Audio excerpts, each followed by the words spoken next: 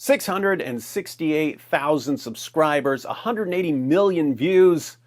Seems like a good time to delete my channel. Would you like to know why, and when, and what happens next?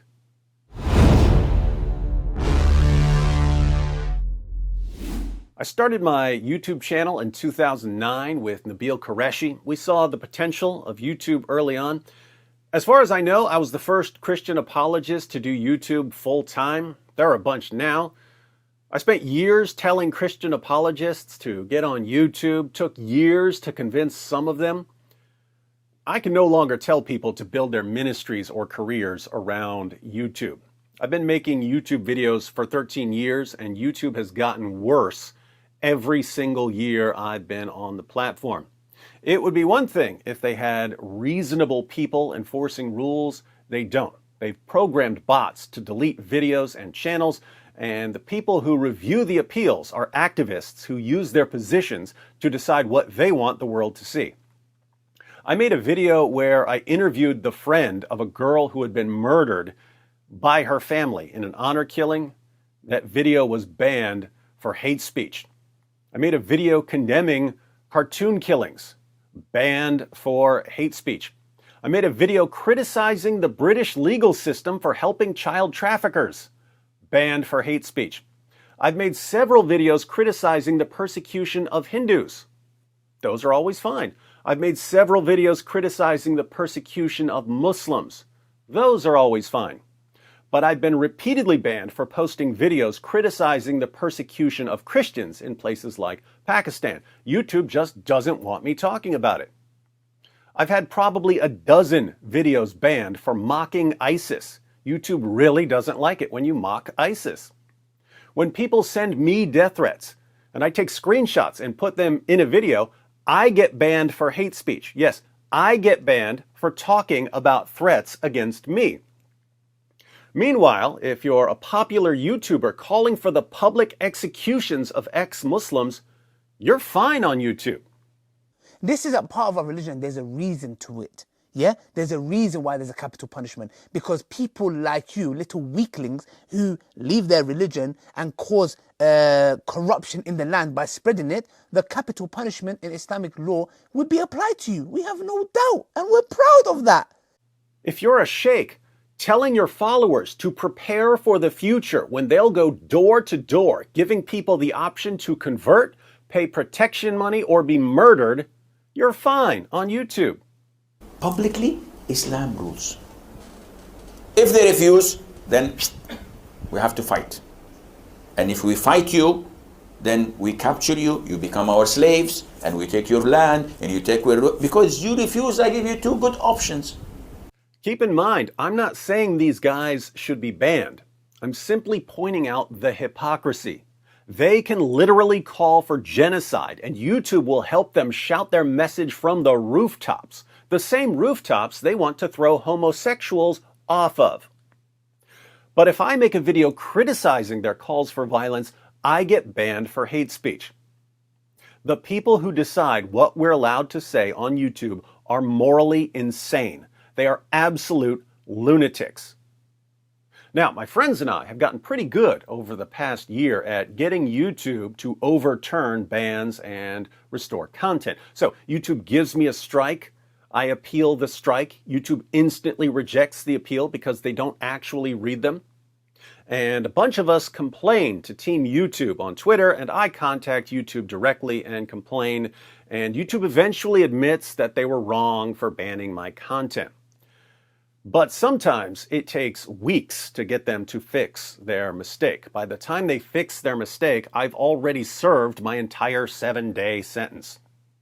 These guys are like cops who walk around arresting people for no reason and then reluctantly release the people after they've served their entire sentence for completely bogus charges. YouTube has adopted a punish first, ask questions later, guilty until proven innocent policy. So I'm trying to make YouTube videos, and YouTube is constantly, relentlessly harassing me and slowing me down. And the random bogus strikes affect your plans. We've been planning for years to do a 50-part apologetics series where I would release one video per week for 50 straight weeks and people from around the world would translate the videos and re-record them in their own languages. What's the main monkey wrench in that plan? Well, I know for a fact that I can't go a month, let alone a year, without being banned for something on this channel. True, we would probably get YouTube to fix their inevitable mistakes, but again, sometimes that takes days or weeks. So it's very difficult to get started on long-term projects when there's no long-term stability. But every time we get YouTube to overturn one of their bogus strikes, I announce, "We won again!" And then I think to myself, did I really win though? What did I win? I'm just keeping myself embedded in a system that's hostile towards anyone who criticizes honor killings or grooming gangs or pedophiles or terrorists. So why do I think I'm winning when I keep myself under the control of morally insane morons? And when I start thinking about how ridiculous it is to keep myself under their control, I end up taunting them and telling them to shut up and telling them to get it over with and give me even more strikes and just ban me. But they never do ban me. It's like they want to slow me down and harass me as much as possible without actually kicking me off the platform. Why is that?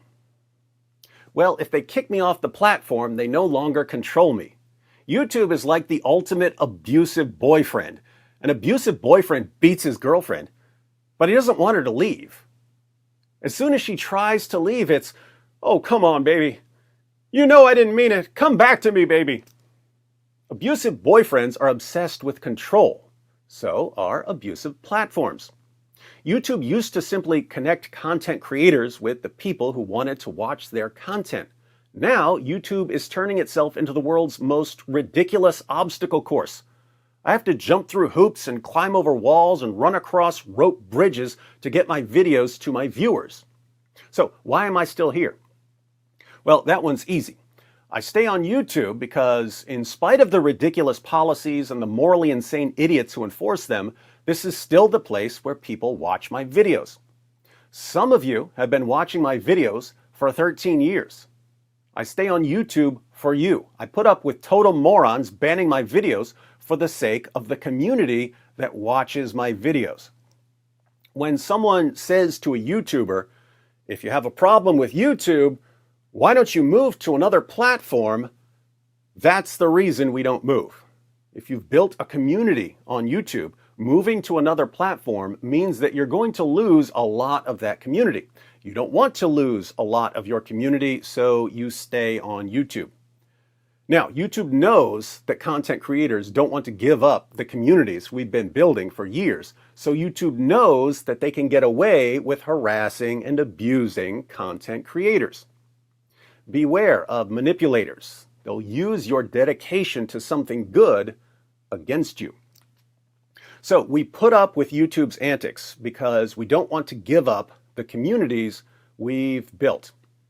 And depending on how much time and effort we've put into building those communities, YouTubers will generally be willing to put up with a lot for our viewers. Like if instead of constantly banning my videos and giving me bogus strikes, YouTube had said, "David, if you want to keep your channel, one of our tech nerds is going to randomly show up at your house once per month and punch you in your mouth," I would have taken that deal. Punch me in my mouth. Knock me out. Go to town.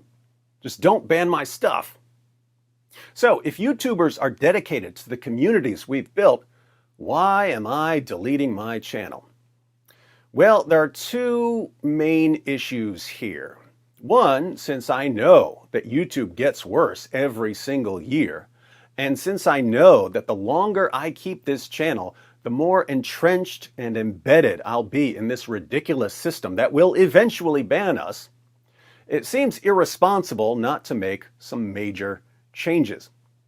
YouTube has had me at 2 strikes multiple times, always for complete nonsense. It's always been their mistake. 3 strikes, and they delete your channel.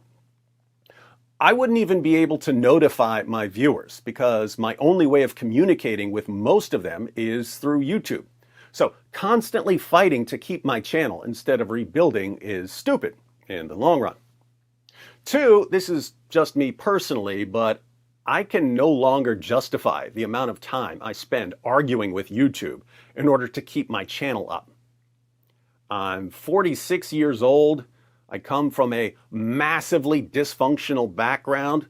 There are endless family emergencies. And any time I spend arguing with Susan's activist goons is time I will never get back. One of my brothers has brain damage because of a drug overdose. He's now in a mental hospital because he started having delusions. He keeps thinking everyone is conspiring against him. My other brother's in prison for drugs. Child Protective Services threatened to take all of his future children from him if he didn't sign over custody of his son. So he signed over custody of his son, and they gave my nephew to some nice couple. We hired a lawyer to try and get custody ourselves, but it was too late. Everything had been finalized. At home, of course, I have 5 kids. 2 of them are on life support. Ever since COVID hit, it's been really difficult to keep nurses, especially on weekends. We turned part of our downstairs into a mini hospital. We hooked it up.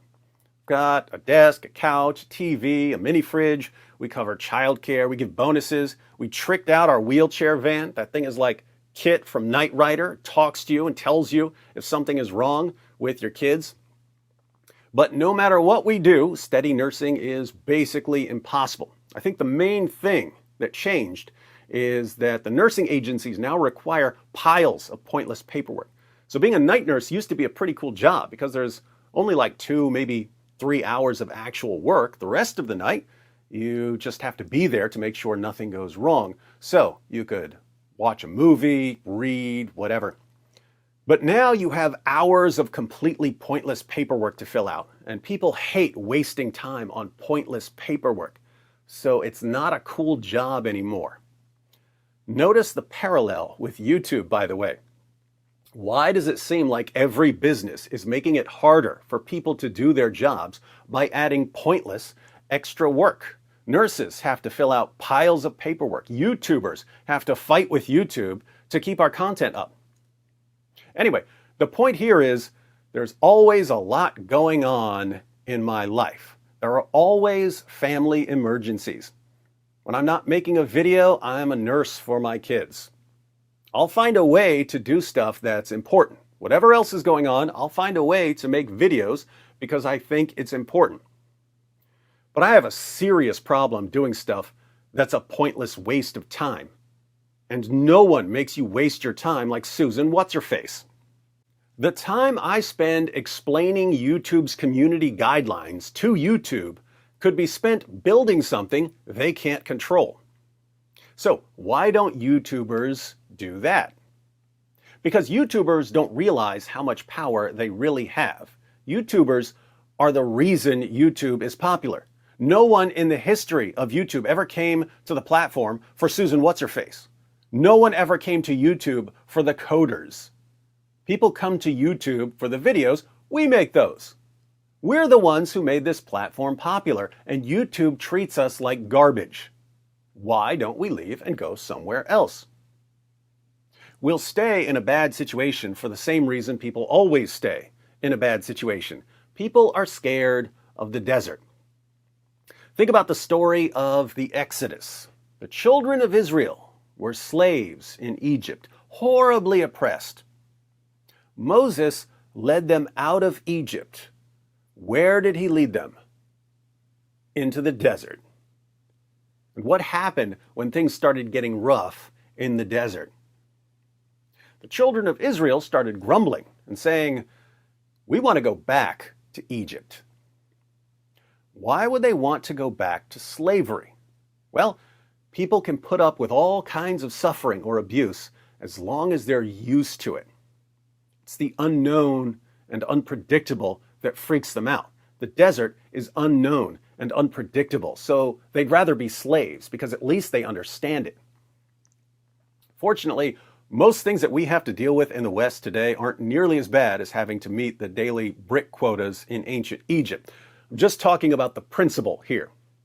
Earlier, I mentioned a woman staying with an abusive boyfriend. It's the same dynamic. Sometimes a woman will stay with an abusive boyfriend because she's more comfortable with an abusive boyfriend than she is being alone. Being alone is the desert for her. Now, if you really like sharing information with people around the world and you start making videos on YouTube, that gets addictive real quick. You make a video and people from dozens of countries watch it overnight.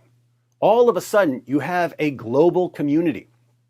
You start seeing the same people over and over in the comments. You start getting to know them. They become your friends. They become your global family. Every day you post videos for your global family. You're living your dream life. If you love sharing information, what could be better? Then, out of nowhere, you get a strike for absolutely nothing. And you get banned for a week, even though you didn't do anything wrong. Then it happens again and again and again, and you realize there are people who control your connection to your global family, and they don't care about you or your global family. These self-declared lords of speech keep threatening to terminate your channel, which would rip you away from your global family. So what do? You put up with it. You're not going to leave your global family just because the self-declared lords of speech keep harassing and threatening you. But in your mind, you start wondering, is there a way to stay connected to my global family without being under the control of a bunch of power-tripping, morally insane idiots? Is there a way to keep the fellowship without the censorship? That would be the promised land for a YouTuber. But where's the promised land? It's not one of the other platforms. Your global family isn't there. Where's the promised land? You don't know. But to find it, you have to enter the realm of the unknown, the unfamiliar, the unpredictable. You have to go through the desert. Again, people would rather put up with just about anything than go through the desert. But here's the thing. I was born in the desert. I was raised in the desert. I've always lived in the desert. Growing up, we moved from one trailer to another. I stayed with one relative after another. I was never in one place for more than a year or two. Then it was jail, prison, the Bronx, jihadis swearing by Allah that they're going to kill me, and kids on life support. Do you know what it's like having kids on life support for 15 years? It's like you're constantly balancing on a tightrope, and if you slip, one of your kids dies. The desert isn't weird to me. Normal is weird to me. Some brief period of stability is weird to me. It's like Kevin Costner at the end of that stupid movie Waterworld.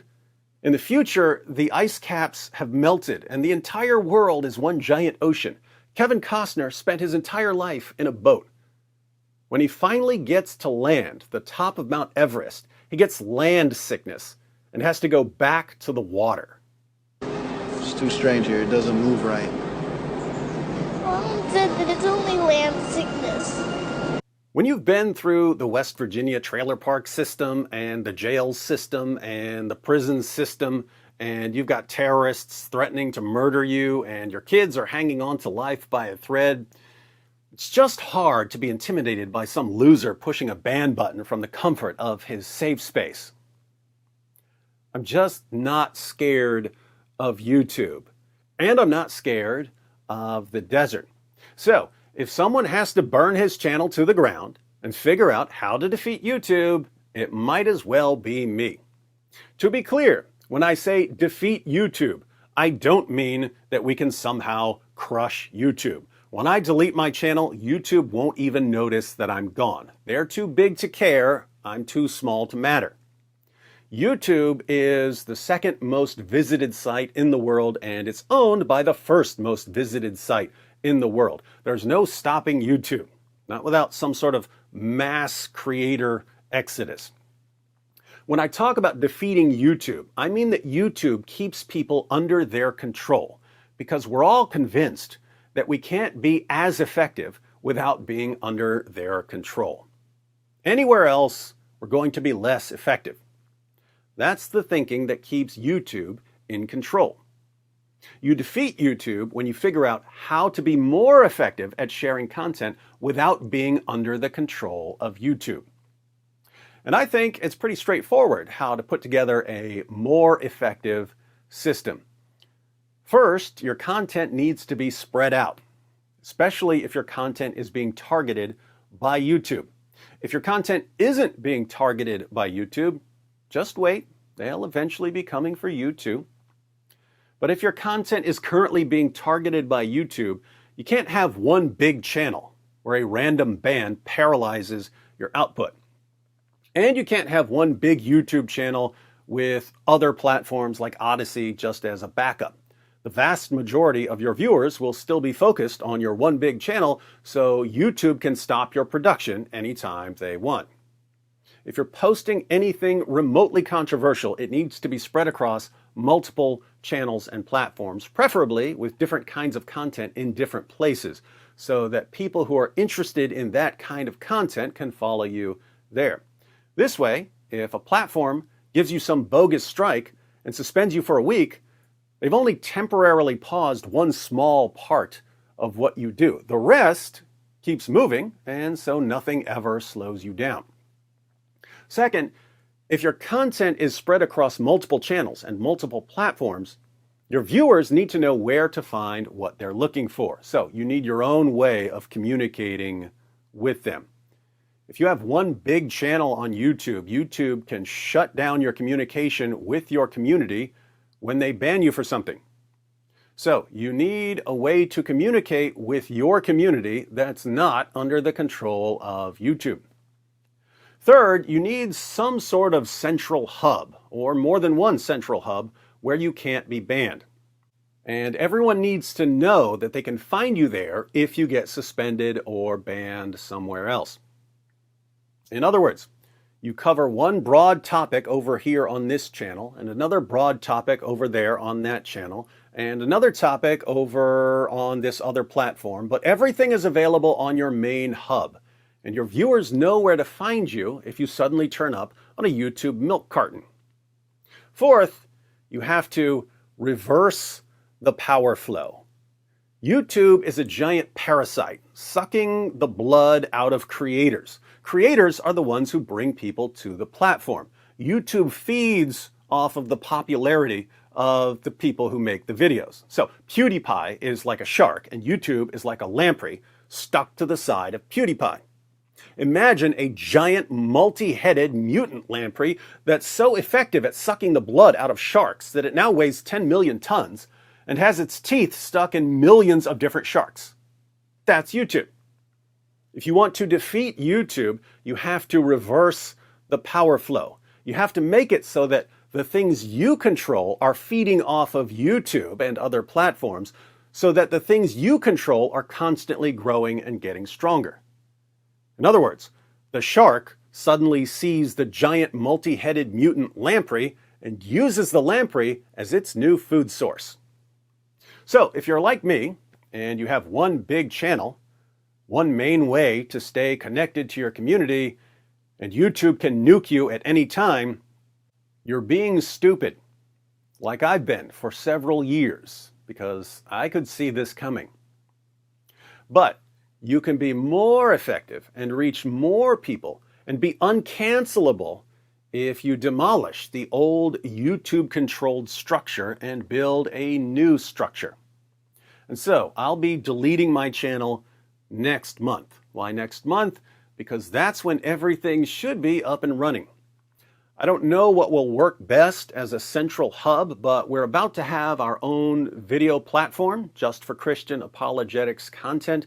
Defenders Media has built a platform where my videos can't be banned unless I post something illegal.